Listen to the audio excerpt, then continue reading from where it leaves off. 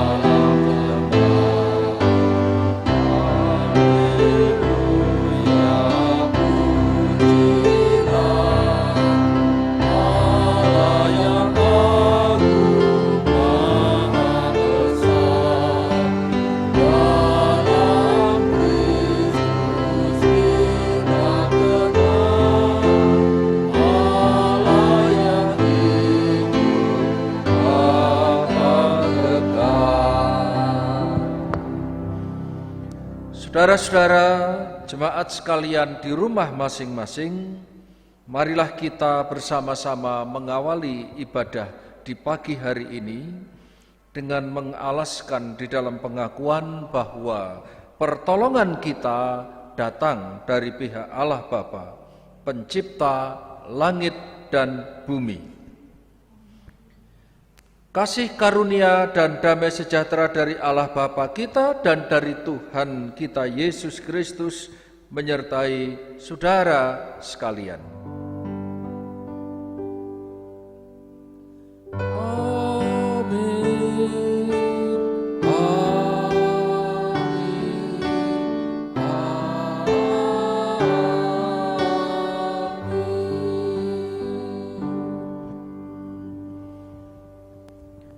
Jemaat dipersilahkan duduk kembali. Saudara-saudara sekalian, di dalam ibadah minggu ini kita sekaligus akan mengenang sengsara kematian Tuhan kita Yesus Kristus demi untuk pengampunan atas dosa-dosa kita. Oleh sebab itu, marilah kita mempersiapkan hati dan pikiran kita. Ada waktu bagi kita sekalian untuk merenungkan sabdanya yang selalu menuntun hidup kita, di mana tertulis dalam surat 2 Petrus pasal yang ketiga ayat 17 dan 18. Tetapi kamu, saudara-saudaraku yang kekasih, kamu telah mengetahui hal ini sebelumnya. Karena itu waspadalah, supaya kamu jangan terseret ke dalam kesesatan orang-orang yang tidak mengenal hukum, dan jangan kehilangan peganganmu yang teguh. Tetapi bertumbuhlah dalam kasih karunia dan dalam pengenalan akan Tuhan dan Juru Selamat kita, Yesus Kristus. Baginya kemuliaan sekarang dan sampai selama-lamanya. Demikianlah sabda awal atau introitus.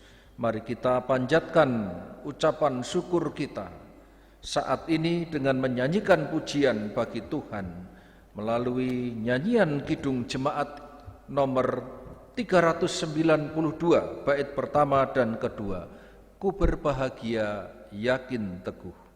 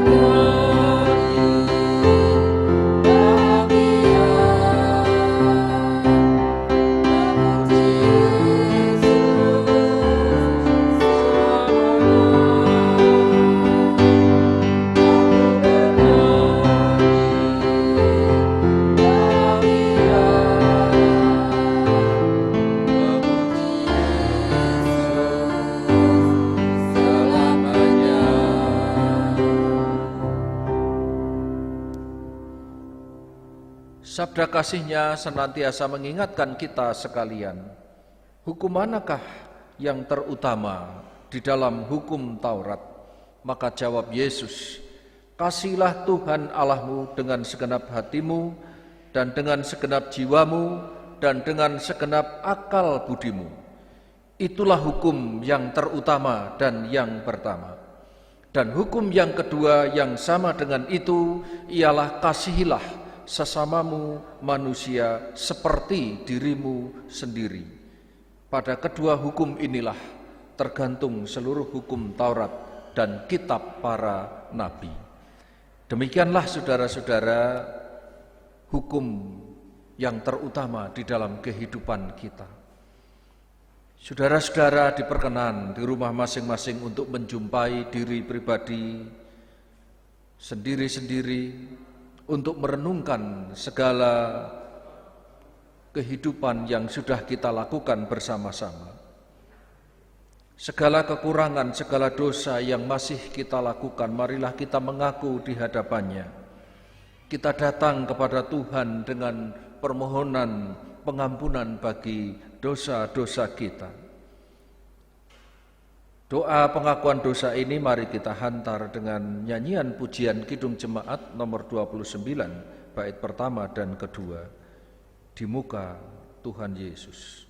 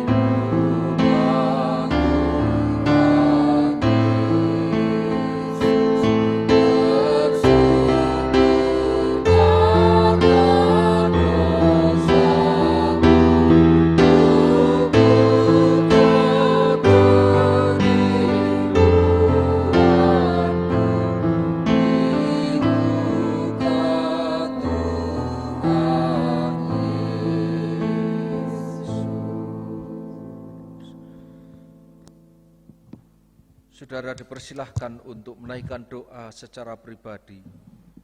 Sebelum saya tutup dengan doa pengakuan di hadapan Tuhan.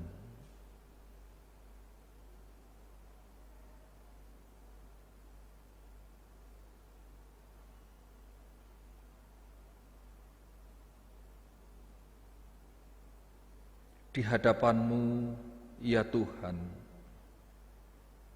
tersingkap segala kekurangan, kelemahan, dosa-dosa kami. Di hadapan-Mu, ya Tuhan, betapa kami manusia seringkali jatuh di dalam cobaan-cobaan yang membawa kepada kami pelanggaran-pelanggaran. Di hadapan-Mu, ya Tuhan, betapa rapuhnya diri kami saat ini. Tersungkur kami di bawah kaki-Mu, menyadari betapa kami telah jauh meninggalkan apa yang menjadi titah-titah-Mu. Seringkali kami tidak mengindahkan apa yang menjadi rancangan-rancangan dan kehendak-Mu yang mulia bagi hidup ini. Sehingga kami sering terombang-ambing dengan arus pencobaan dunia yang begitu kuat. Kami tidak sepenuhnya tertuju kepada Engkau yang senantiasa menuntun kehidupan kami dari hari ke hari. Sehingga seringkali juga di dalam kami membangun relasi terhadap sesama. Bukan damai, bukan ketenangan, bukan kesejahteraan yang keluar dari mulut kami. Tindakan-tindakan kami juga sering mengecewakan, membuat sakit hati sesama kami. Padahal Engkau mengajar kepada kami untuk berbuat kasih kepada siapapun juga. Sekiranya kami telah jauh menyimpang dari kehendak-kehendak-Mu. Tuhan, kami buka hati kami di hadapan-Mu. Kami buka kerinduan kami untuk menghampiri-Mu, ya Bapa. Kiranya Engkau memberikan pengampunan atas segala dosa-dosa kami. Kiranya Engkau melihat dari dasar hati kami yang terdalam. untuk selalu rindu akan sapaan, jamahan, bahkan pengampunan-Mu. Di dalam nama Tuhan kami Yesus Kristus, kami naikkan doa kami. Amin. Saudara-saudara jemaat yang dikasihi Tuhan Yesus, pasti Tuhan mendengar apa yang menjadi ungkapan-ungkapan hati kita melalui doa-doa kita. Maka di dalam Tuhan Yesus pengampunan dosa dinyatakan melalui anugerah-Nya. Sebagaimana tertulis di dalam kitab Nabi Yesaya pasal pertama ayat 18. Marilah, baiklah kita berperkara. Firman Tuhan, sekalipun dosamu merah seperti kirmisi, akan menjadi putih seperti salju. Sekalipun berwarna merah seperti kain kesumba, akan menjadi putih seperti bulu domba. Demikianlah berita anugerah dari Tuhan kita Yesus Kristus. Marilah kita sambut berita anugerah ini dengan menyanyikan pujian tadi Kidung Jemaat nomor 29 bait 3 dan 4.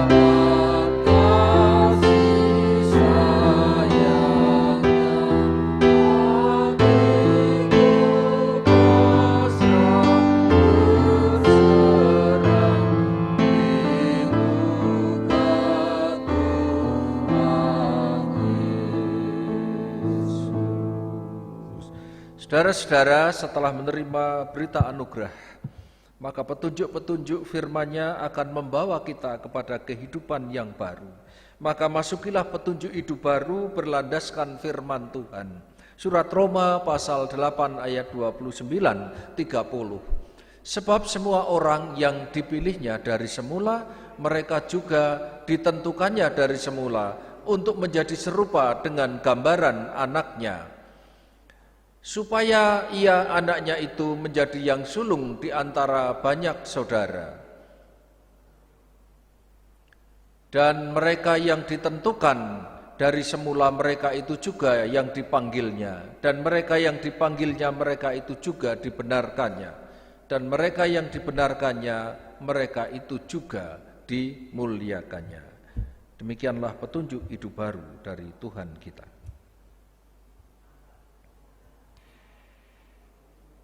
Jemaat yang dikasihi Tuhan, di rumah masing-masing kita bersama-sama akan bangkit berdiri.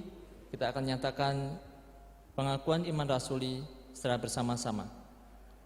Sebagai kehidupan bersama religius yang dipanggil untuk bersaksi tentang penyelamatan Allah, marilah kita meneguhkan dan menegaskan iman gereja sejalan dengan seluruh gereja Tuhan Yesus di sepanjang segala zaman dengan mengucapkan, Aku percaya kepada Allah Bapa yang Maha Kuasa, Khalik langit dan bumi, dan kepada Yesus Kristus, anaknya yang tunggal Tuhan kita, yang dikandung daripada Roh Kudus, lahir dari anak darah Maria, yang menderita di bawah pemerintahan Pontius Pilatus, disalibkan, mati dan dikuburkan, turun ke dalam kerajaan maut, pada hari yang ketiga bangkit pula dari antara orang mati, naik ke surga, duduk di sebelah kanan Allah Bapa yang Maha Kuasa, dan dari sana ia akan datang untuk menghakimi orang yang hidup dan yang mati. Aku percaya kepada Roh Kudus, gereja yang kudus dan am, persekutuan orang kudus, pengampunan dosa, kebangkitan daging, dan hidup yang kekal. Mari bersama-sama kita menanggapi pernyataan kita iman rasuli ini dengan kita memuji nama Tuhan. Kidung Jemaat 400 baitnya yang pertama dan yang ketiga, Kudaki Jalan Mulia.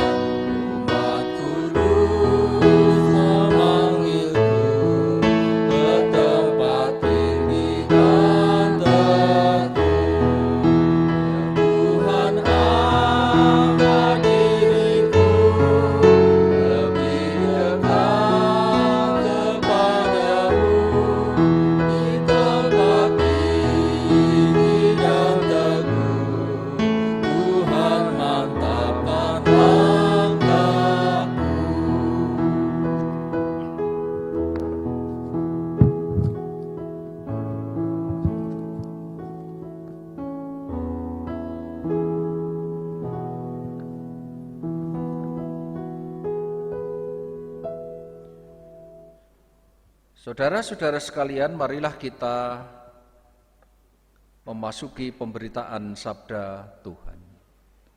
Kita mempersiapkan hati, pikiran kita untuk bersama-sama menggumuli sabda Tuhan sebelum kita menyambut sakramen perjamuan kudus yang akan dilangsungkan di dalam ibadah di pagi hari ini. Marilah kita membuka di dalam Injil Matius pasal 13. Injil Matius pasal 13 ayat 44 sampai 52. Matius 13 ayat 44 hingga 52. Sebelumnya mari kita berdoa terlebih dahulu untuk memohon pimpinannya sementara kita menerima sabda Tuhan. Bapa, saat ini kami hendak memasuki pemberitaan sabda Tuhan. Kiranya Engkau senantiasa hadir memenuhi ruangan hati kami, sehingga firman-Mu dapat kami terima di dalam hati kami, tumbuh, berkembang menghasilkan buah yang berguna di dalam kehidupan secara utuh. Kami buka hati kami, Tuhan pakai hamba-Mu yang menjadi saluran berkat untuk firman-Mu. Kami naikkan doa di dalam nama Tuhan Yesus Kristus. Amin. Saudara-saudara, kita akan bersama-sama hanya membaca natsnya saja. Yang menjadi tekanan di dalam pembacaan firman Tuhan saat ini ada di ayat 44 sampai 46 saja. Matius 13 ayat 44 sampai 46. Hal kerajaan surga itu seumpama harta yang terpendam di ladang, yang ditemukan orang, lalu dipendamkannya lagi. Oleh sebab sukacitanya, pergilah ia menjual seluruh miliknya, lalu membeli ladang itu. Demikian pula hal kerajaan surga itu seumpama seorang pedagang yang mencari mutiara yang indah. Setelah ditemukannya mutiara yang sangat berharga, ia pun pergi menjual seluruh miliknya lalu membeli mutiara itu. Demikianlah sabda Tuhan, maka berbahagialah orang yang mendengar dan memelihara di dalam kehidupan sehari-hari. Haleluya.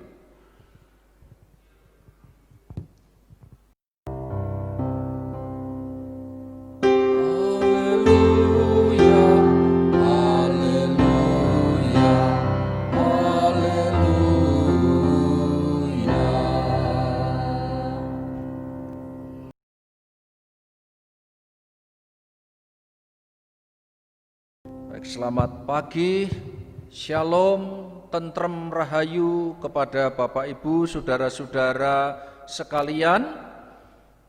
Di rumah masing-masing kita masih mengadakan ibadah di pagi hari ini. Syukur kepada Tuhan Yesus yang telah memberikan anugerahnya kepada kita untuk menerima taburan-taburan firman-Nya. Terlebih kita akan mengambil bagian di dalam tubuh dan darah Kristus melalui sakramen perjamuan kudus di hari ini. Saudara-saudara jemaat yang dikasihi Tuhan, tema kita di minggu ini adalah memantapkan visi menjadi warga kerajaan Allah. Menjadi warga kerajaan Allah. Saudara-saudara yang dikasihi Tuhan, kerajaan Allah itu dipahami sebagai suasana yang dihadirkan, suasana kerajaan di mana Allah memerintah yang dihadirkan di muka bumi ini. Sejalan dengan doa yang Tuhan Yesus ajarkan, datanglah kerajaanmu, jadilah kehendakmu di bumi seperti di surga. Itulah suasana di mana Allah memerintah di surga itu layaknya seperti di bumi ini. Tentu pemerintahan Allah itu damai, sejahtera, mendatangkan kebaikan. Saudara-saudara yang dikasihi Tuhan, kerajaan Allah itu mulai diwartakan sejak kehadiran Yesus Kristus di muka bumi ini. Dan itu akan menjadi genap ketika Yesus datang kedua kali menjemput kita. Artinya kerajaan Allah itu disambut oleh orang-orang yang menerima Yesus Kristus sebagai perwujudan nyata dari kerajaan Allah. Memantapkan visi menjadi warga kerajaan Allah itu artinya sama dengan bagaimana anak-anak Tuhan, orang-orang Kristen menemukan arah hidup yang semakin jelas, yang semakin tertuju kepada sebuah upaya menemukan Kristus di dalam hidupnya. Saudara-saudara, menemukan Kristus di dalam kehidupan seseorang artinya menjalani kehidupan sehari-hari sebagai anggota warga kerajaan Allah.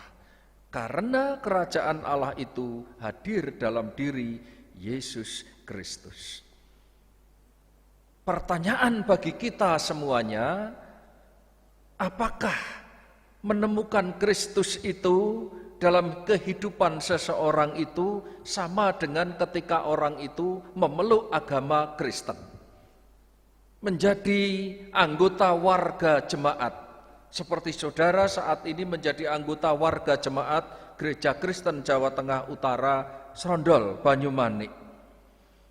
Saudara-saudara di sini menemukan Kristus di dalam kehidupan seseorang tidak sama artinya dengan memeluk agama Kristen atau menjadi anggota warga jemaat.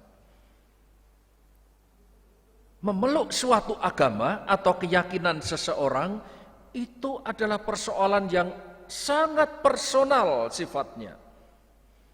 Di dalam perjalanan kehidupannya orang meyakini agama yang dianutnya. Tetapi di dalam perjalanan yang selanjutnya bisa saja orang itu berpindah keyakinan, berpindah agama, dari agama A ke agama B, dari agama B ke agama C, dan lain sebagainya.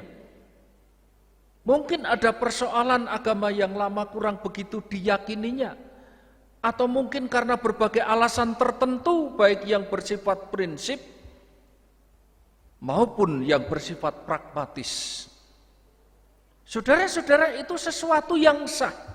Setidaknya di negara kita masih dijamin oleh undang-undang. Di sini soal menemukan Kristus itu dalam kehidupan seseorang itu adalah soal yang lain. Karena seseorang yang benar-benar telah menemukan Yesus Kristus di dalam hidupnya, maka dia seakan-akan menemukan suatu yang sungguh amat sangat berharga. Seseorang yang telah menemukan Yesus Kristus di dalam hidupnya adalah seseorang yang tidak akan pernah mau meninggalkannya apapun untuk menjadi gantinya. Berapapun harga yang harus dibayarnya. Dalih atau alasan apapun juga yang diberikan kepadanya tidak akan diterimanya untuk meninggalkan Yesus Kristus itu. Jemaat yang dikasihi Tuhan, mengapa begitu banyak orang Kristen dan dengan begitu mudahnya tidak memperdulikan imannya, bahkan meninggalkan imannya. Setidaknya ketika kita berbicara di Eropa, berapa tahun belakangan kejadian yang sungguh sangat memprihatinkan ketika gereja-gereja berubah menjadi museum, ketika orang-orang sudah tidak lagi memperdulikan imannya. Mengapa banyak orang begitu mudahnya meninggalkan iman dan apapun alasannya? Karena mereka belum menemukan Yesus Kristus di dalam hidupnya. Bisa jadi hanya dari persoalan orang tuanya. Bisa jadi karena agama itu sudah dianut sejak lahirnya. Bisa jadi karena agama Kristen, memeluk agama Kristen itu hanya ikut-ikutan menjadi orang Kristen. Saudara-saudara, setidaknya inilah pesan firman Tuhan melalui perumpamaan Tuhan Yesus Kristus di hari ini. Yesus adalah segalanya bagi orang yang sudah menemukannya. Kerajaan surga itu seumpama dengan orang yang menemukan harta yang sungguh sangat berharga. Begitu berharganya, maka seseorang yang menemukan itu karena sukacitanya, maka akan mengorbankan segala miliknya untuk memperoleh harta tersebut. Karena harta yang ditemukannya itu melebihi segala sesuatu, melebihi mimpi-mimpi dan harapan-harapan di dalam hidupnya. Ada banyak orang punya mimpi, punya harapan, tetapi mimpi dan harapan ketika memperoleh harta yang berharga ini tidak terukur dengan mimpi-mimpi harapan yang lain. Saudara-saudara, tetapi untuk menemukan harta yang sungguh berharga itu memang orang di sini harus mencarinya. Seperti dalam perumpamaan ini, orang harus mencarinya supaya dapat menemukan. Kita melihat di dalam perjalanan sejarah kehidupan gereja, baik yang dicatat di dalam kitab Injil maupun di dalam kehidupan bapak-bapak gereja sepanjang masa, ada banyak kesaksian-kesaksian yang memberi contoh nyata bagaimana Yesus Kristus setelah ditemukan itu lebih berharga dari segalanya. Lewi yang akhirnya disebut sebagai Matius, penulis Injil Matius ini, pada mulanya berkarir dengan sangat cemerlang sebagai seorang pemungut cukai pada waktu itu. Perjumpaannya dengan Yesus Kristus mengubahnya menjadi seorang penulis kitab yang handal seperti kita terima saat ini. Saudara-saudara, kehidupan sehari-hari yang dijalani oleh 3 bersaudara, Simon, Petrus, Yakobus, dan Yohanes, yaitu sebagai nelayan di Danau Galilea. Tetapi ketika berjumpa dengan Yesus, maka ditinggalkannya pekerjaan utamanya itu, karena baginya mengikut Yesus itu adalah harta yang sangat berharga.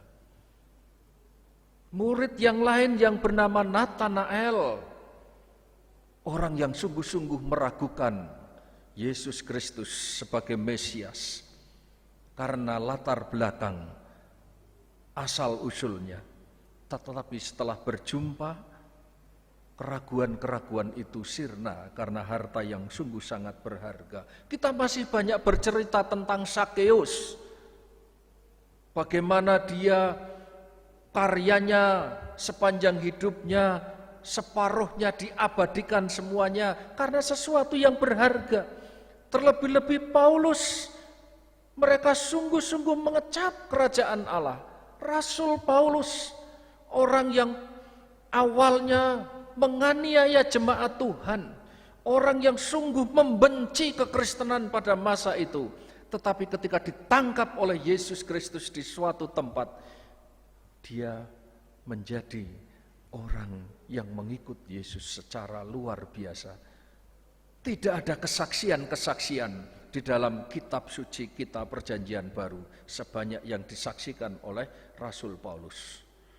Saudara-saudara yang dikasihi Tuhan, bukan hanya itu, di sepanjang sejarah gereja itu ada banyak kesaksian-kesaksian, bahkan orang itu rela untuk mengorbankan dirinya, nyawanya ketika situasi tidak menguntungkan karena tekanan-tekanan penguasa Romawi pada waktu itu. Saudara-saudara, di awal abad pertama ada seorang uskup dari Smyrna yang namanya Polikarpus.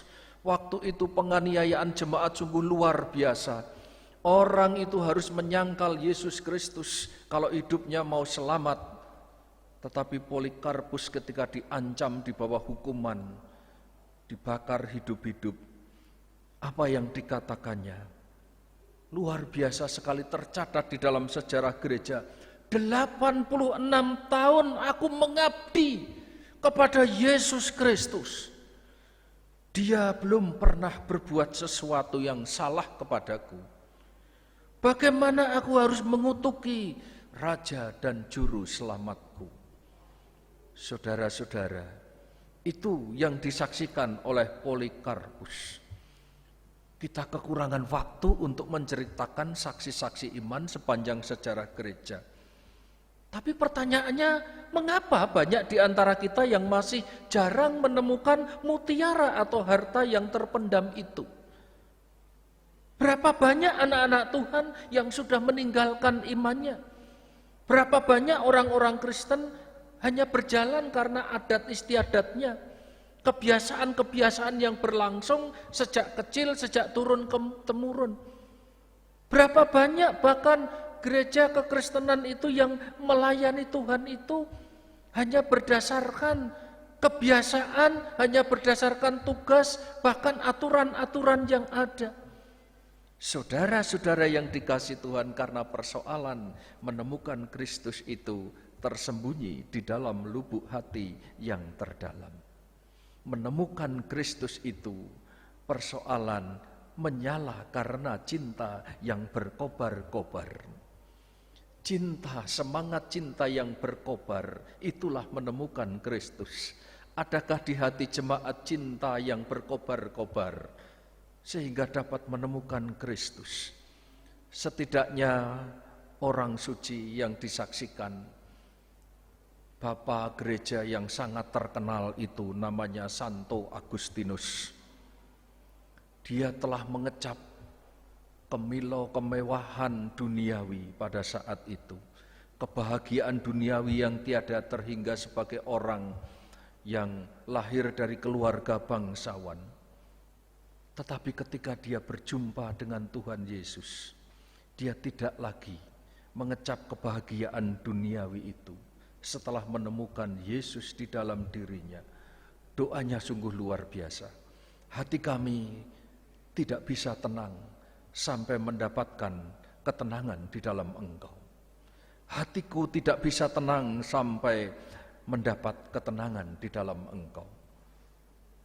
Sampai akhirnya dalam tulisan-tulisan yang terekam pada masa itu, beliau, orang besar ini mengatakan, manusia itu sebenarnya diciptakan untuk mencintai Tuhan. Maka Santo Agustinus ini hatinya selalu gelisah sebelum dia beristirahat di dalam Tuhan. Saudara-saudara, doanya sungguh luar biasa. Karena dunia yang dijalaninya, dalam ungkapan doanya pada masa lampau dia mengatakan, sungguh terlambat aku mencintai Engkau. Oh keindahan yang lama, yang selalu baru. Sungguh terlambat aku mencintaimu. Kini Engkau memanggil aku, Engkau berteriak, Engkau menembus telingaku yang tuli. Dan itu diungkapkan di dalam ungkapan-ungkapan doanya. Selalu terngiang-ngiang dalam hati saya secara pribadi. Apa yang diungkapkan oleh orang yang sangat terkenal ini, sejarah gereja mencatat hanya 3 orang yang sungguh sangat berpengaruh hingga sekarang ini. Belum ada yang lainnya. Yang pertama, Rasul Paulus yang meletakkan dasar-dasar kekristenan. Yang kedua, Santo Agustinus meletakkan dasar-dasar gereja pada masa-masa abad pertengahan, dan yang satu seorang teolog yang namanya Calbat yang meletakkan dasar iman Kristen yang diikuti hingga sekarang ini, Santo Agustinus. Saudara-saudara, apa yang saya sampaikan ini adalah sebuah keindahan cerita yang lama yang disaksikan oleh orang-orang yang sudah meninggalkan kita. Tetapi cerita lama itu tidakkah selalu memperbaharui saudara dan saya sebagai para murid-muridnya? Apakah saudara juga sebagai para pencari mutiara harta yang terpendam itu? Seberapa besar berita ini menembus telinga yang tuli di hati manusia-manusia di zaman modern sekarang ini, yang dibutakan oleh ilah-ilah zaman. Masihkah Yesus Kristus menjadi harta yang paling berharga di dalam kehidupan kita? Oh, betapa bahagianya orang-orang yang berada di dalam kerajaan Allah. Betapa sukacitanya orang yang berada di dalam Yesus Kristus. Karena harta duniawi tidak menjadi halangan mereka untuk terus bersekutu dengan Yesus. Sebab di mana Kristus berada, di sanalah kerajaan Allah hadir di dalam kehidupan nyata. Hari ini kita diundang bersama-sama untuk kembali berjumpa dengan Kristus, harta yang sungguh berharga melalui sakramen perjamuan kudus ini. Marilah kita hayati, kita renungkan bersama-sama sebelum kita memasuki sakramen perjamuan kudus ini. Tuhan Yesus memberkati saudara. Mari kita mengambil saat teduh.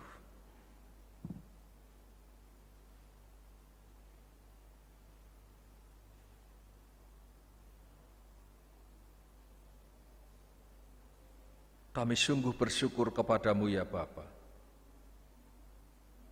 Keindahan-keindahan yang lama, cerita-cerita yang menguatkan yang dialami oleh orang-orang sepanjang masa, senantiasa membaharui anak Tuhan dari masa ke masa. Itulah ketika kami menemukan Engkau ya Tuhan sebagai harta yang sungguh berharga di atas segalanya. Mampukan kami bersama-sama untuk menghayati panggilan kami di tengah-tengah situasi saat ini. Ada banyak kesulitan di masa pandemi. Tantangan-tantangan tidak mudah. Pencobaan-pencobaan hidup selalu ada. Mampukan kami untuk menatap keindahan-Mu ketika kami berjumpa dengan Engkau. jemaat kami yang masih dirundung duka, mengalami sakit penyakit, kecewa di dalam pengharapan. Kiranya mereka saat ini yang mendengar sabda Tuhan boleh menemukan, memperoleh harta yang sungguh berharga. Kiranya gerejamu pun juga menjadi harta yang sungguh berharga, karena ada orang-orang yang menemukan Kristus di dalamnya, melayani dengan cinta Kristus, dikobarkan dengan semangat cinta yang menyala-nyala. Kiranya bangsa ini pun juga dapat melihat kemuliaan Tuhan bercahaya di tengah-tengah musibah. Kami serahkan seluruh pergumulan doa kami di dalam nama Tuhan Yesus Kristus. Amin. Saudara-saudara, baiklah kita bersama-sama sekarang ini akan memasuki pelayanan sakramen perjamuan kudus. Sudah diumumkan di dalam warta online, warta jemaat, beberapa waktu yang lalu bahwa hari ini akan dilaksanakan perjamuan kudus di dalam ibadah online ini juga. Dipersilahkan saudara mengikuti panduan-panduan selama ibadah ini berlangsung, sehingga kita akan melakukannya dengan tuntunan-tuntunan itu, dan pelayanan perjamuan kudus ini berkenan di hadapan Tuhan. Bahwa pelayanan perjamuan kudus itu diperuntukkan bagi seluruh anggota jemaat warga baptis dewasa atau sidi, dan yang tidak sedang di dalam penggembalaan jemaat. Oleh sebab itu, marilah kita mempersiapkan diri. Persiapan sudah dilakukan beberapa hari yang lalu di dalam tayangan ibadah online juga di rumah masing-masing. Baiklah, saya akan membacakan formulir perjamuan kudus. Bahwa perjamuan kudus adalah sakramen suci. Oleh sebab itu, siapa yang merayakannya haruslah orang yang dengan sungguh hati berniat melaksanakan kehendak Allah, yaitu mendengar firman dan berusaha untuk mewujudkannya. Supaya pelayanan sakramen perjamuan kudus sungguh mendatangkan kekuatan, berkat dan penghiburan dari Tuhan, maka saudara semua perlu menguji diri sendiri. Adapun hal-hal yang perlu diperhatikan ketika kita menguji diri sendiri adalah, yang pertama, mari kita merenungkan dan menyesali dosa kita di hadapan Tuhan. Yang kedua, apakah hati kita sudah percaya akan pengampunan Tuhan Yesus melalui kematiannya di atas kayu salib? Yang ketiga, apakah kita sudah mengucap syukur atas anugerah Tuhan dan pemeliharaannya atas kita? Maka setiap orang yang sudah memiliki sikap demikian dianggap layak untuk ikut dalam perjamuan kudus. Sebaliknya, jika tidak ada kesaksian demikian, maka perjamuan kudus tidak akan mendatangkan berkat atas dirinya sendiri. Hal-hal yang mesti kita ingat ketika mengambil roti dan anggur perjamuan kudus adalah, yang pertama, sengsara dan kematian Tuhan Yesus di kayu salib. Yang kedua, pengorbanan Tuhan Yesus di kayu salib karena dosa kita. Yang ketiga, mari kita senantiasa memperdulikan satu sama lain di antara kita dengan saling tolong-menolong. Sekali lagi, mari kita berdoa memohon pimpinan Tuhan supaya Tuhan melayakkan kita. Ya Tuhan, kami akan bersama-sama memasuki pelayanan perjamuan kudus. Roti dan anggur yang sudah tersedia di rumah masing-masing jemaat, kiranya Tuhan sucikan menjadi berkat di dalam pelayanan sakramen ini. Tuhan persiapkan hati jemaat masing-masing, sucikan dan kuduskan hati kami untuk layak menerima undangan dan panggilan-Mu saat ini. Kami berdoa di dalam nama Tuhan Yesus Kristus. Amin. Saudara-saudara, pemberitaan kasih karunia di dalam kitab Nabi Yesaya 44 ayat 22 yang dikatakan demikian, aku telah menghapus segala dosa pemberontakanmu seperti kabut diterbangkan angin, dan segala dosamu seperti awan yang tertiup. kembalilah kepadaku, sebab aku telah menebus engkau. Saudara-saudara, mari kita akan maju menuju meja perjamuan Tuhan. Mari kita nyanyikan pujian Kidung Jemaat 35, bait 1 dan 2.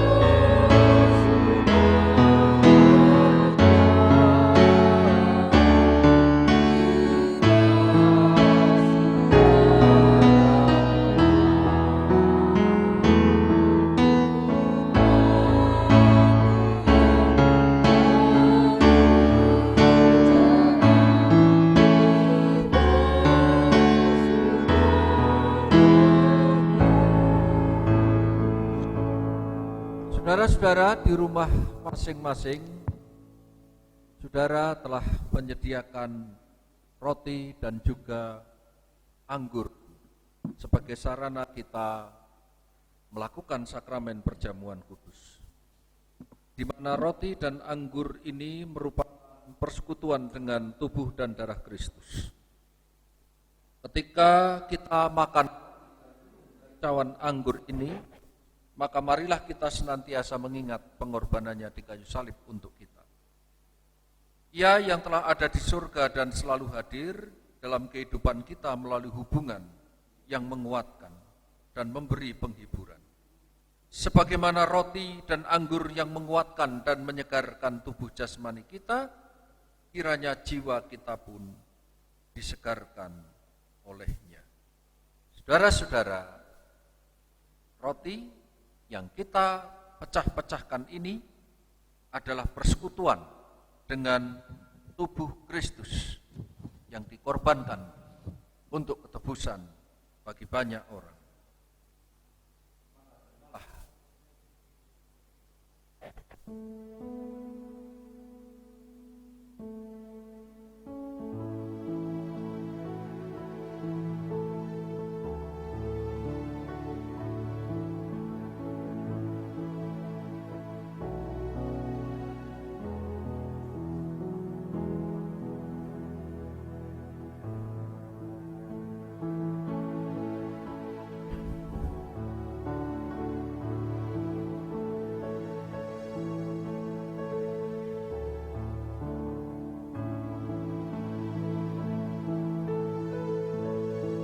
Di rumah masing-masing, setelah saudara mengambil roti, marilah kita mengangkat roti ini tinggi-tinggi di atas kepala kita.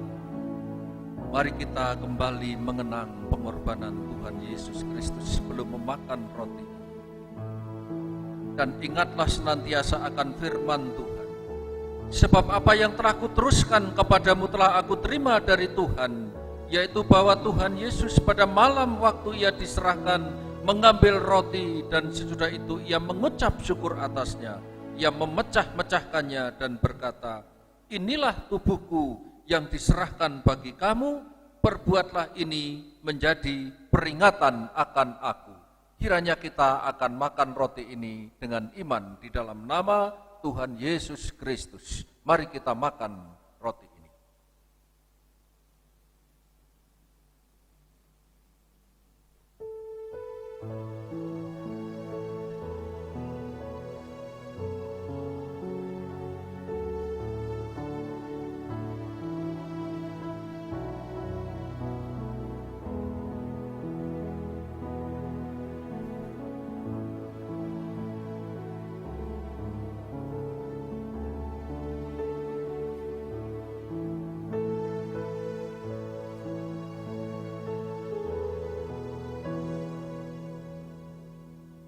Saudara-saudara, demikian juga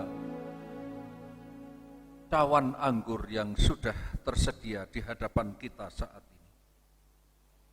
Bukankah cawan anggur ini adalah perjanjian baru yang dimeteraikan oleh darah Kristus yang telah dikorbankan untuk penebusan dosa kita?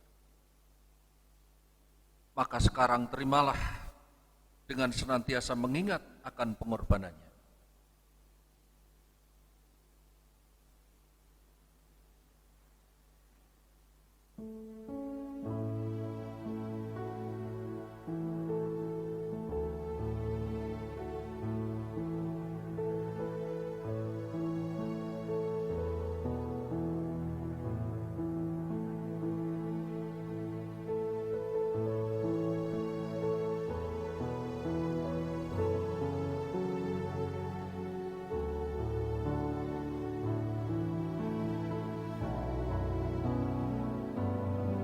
Cawan yang ada di tangan kita, mari kita angkat tinggi-tinggi di atas kepala kita. Dengan senantiasa mengingat pengorbanan darah Kristus Yesus di atas kayu salib untuk ketebusan bagi dosa-dosa kita. Marilah kita hayati kembali akan pengudusannya yang sempurna. Sebelum kita meminumnya, marilah kita juga mengingat akan sabda Tuhan. Demikian juga ia mengambil cawan sesudah makan, lalu berkata, cawan ini adalah perjanjian baru yang dimeteraikan oleh darahku. Perbuatlah ini setiap kali kamu meminumnya menjadi peringatan akan aku. Marilah kita minum cawan anggur ini dengan iman di dalam nama Tuhan Yesus Kristus.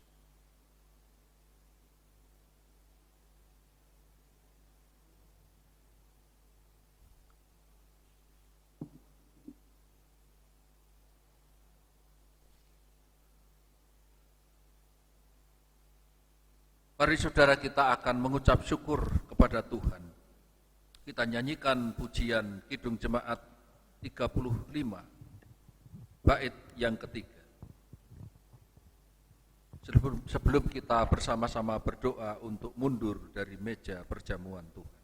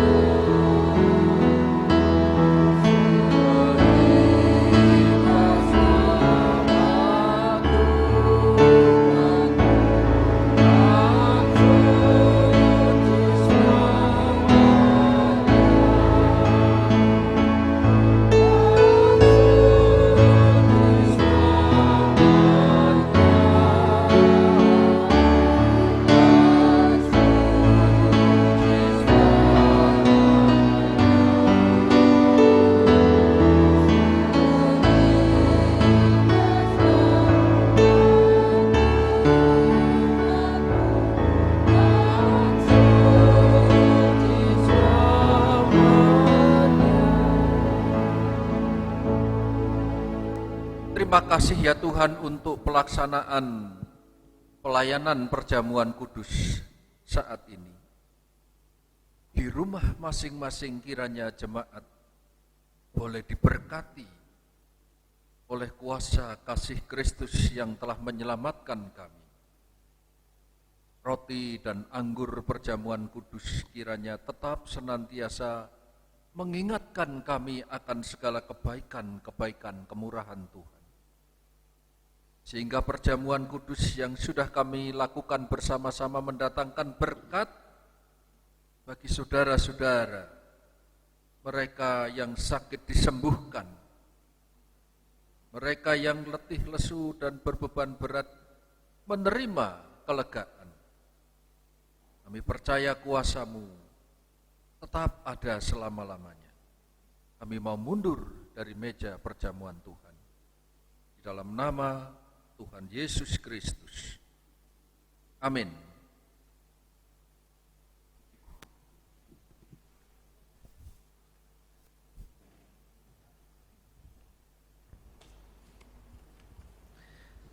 Saudara jemaat yang dikasihi Tuhan, marilah kita mengucap syukur atas terlaksananya ibadah sekaligus perjamuan kudus di hari ini. Kita akan memberikan persembahan sebagai korban syukur saat ini, dilandasi dengan bacaan kitab Mazmur 50 ayat 23, siapa yang mempersembahkan syukur sebagai korban, ia memuliakan aku. Siapa yang jujur jalannya, keselamatan yang dari Allah akan kuperlihatkan kepadanya. Mari kita memberi persembahan kita dengan pujian Kidung Jemaat 403.